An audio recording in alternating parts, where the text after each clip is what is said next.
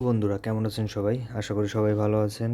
আমার হাতে যে ডিভাইসটি দেখতে পাচ্ছেন এটা নোকিয়ারই একটি ডিভাইস নোকিয়া 4.2 5.7 ইঞ্চির এই ডিসপ্লের এই ফোনটিতে আপনারা পেয়ে যাবেন 3 জিবি র্যাম, 32 জিবি রোম আর এর সাথে স্ন্যাপড্রাগন সিরিজের প্রসেসর পেয়ে যাবেন 439।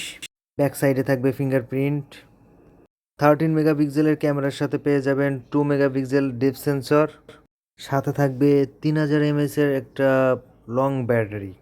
আইপিএস ডিসপ্লের সাথে ফোনটির ওয়েট থাকবে 161 গ্রাম। সাথে আরও থাকছে ফোনটির ফ্রন্ট ক্যামেরাতে 8 মেগাপিক্সেলের একটা বিগ ক্যামেরা। তো চার্জিংয়ের জন্য মাইক্রো ইউএসবি 2 তো থাকবেই।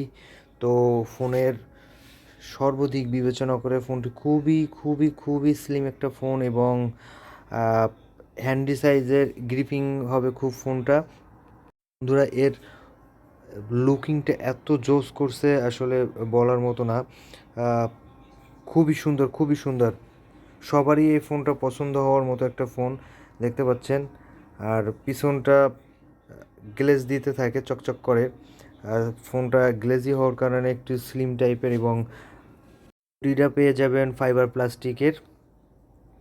ওভারঅল ফিঙ্গারপ্রিন্টটা একটু লেট করেই ওপেন হয়, একটু সময় নিয়ে নেয়। অন্য অন্য দিক বিবেচনা করলে এটা আসলে কোনো প্রবলেমের ভিতরেই পড়ে না। ব্যাটারির দিকটা যদি বলে থাকি তাহলে সেক্ষেত্রে ব্যাটারি এমপিআরটা 4000 হলে বেশি ভালো হতো, কারণ স্মার্টফোনের ক্ষেত্রে ব্যাটারিটা একটা ইস্যু থাকে। ক্যামেরা বা অন্য অন্য ওভারঅল দিক দিয়ে সব দিক দিয়ে ফোনটা অনেক সুন্দর এবং খুবই হার্ডি একটা ফোন। অবশ্যই এটা ইউজ করে দেখতে পারেন। ফোনটা খুবই সুন্দর, খুবই সুন্দর আসলে। বাজেট রেঞ্জের দিক দিয়ে এই ফোনটা অনেক বেস্ট।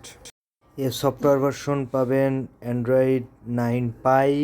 এটা অ্যান্ড্রয়েড অনের একটা ডিভাইস হওয়াতে এটা আপডেট করা যায়, লাস্ট 11 পর্যন্ত আপডেট পাওয়া যায়।